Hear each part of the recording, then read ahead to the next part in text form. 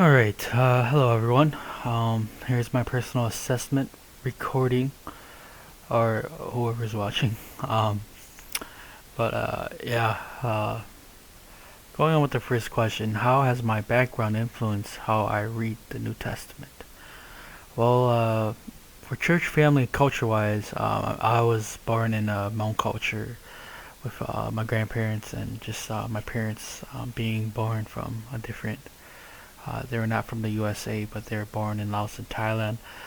And translating that over to the church, basically the church I attend, I've been attending it my whole life, and I can honestly say that culture has affected the church growing up and how we read the Bible. I believe that the Bible was misinterpreted a lot, such as the gospel and how the gospel is supposed to be displayed, and going along the lines of discipleship.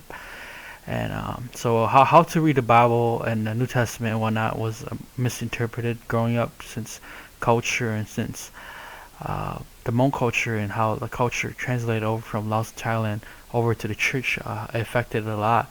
And it had a significant impact in my life as I was a kid growing up in the church in Greenberg Mall Alliance Church. And I honestly think that I was blessed actually with having the right pastors come along the way later on.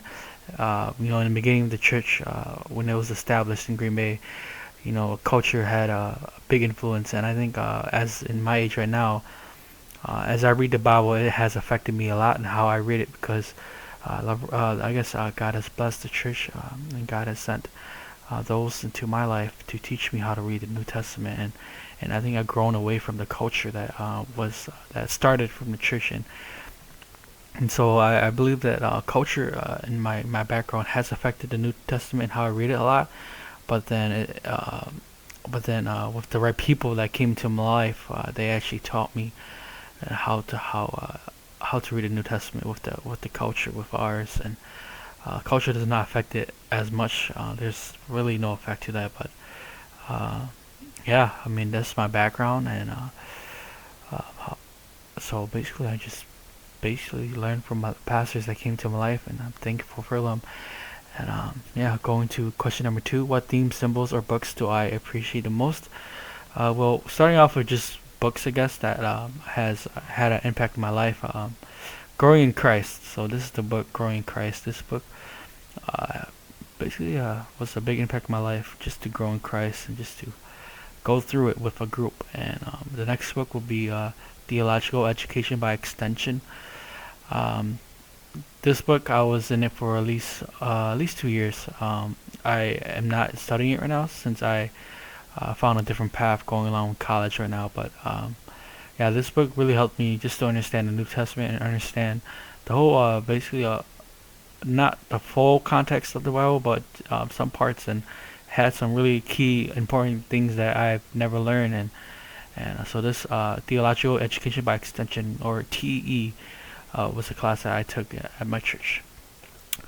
Let's see. Okay, number three. Which aspects of the New Testament? Oh wait, actually, I'm not done with number two yet.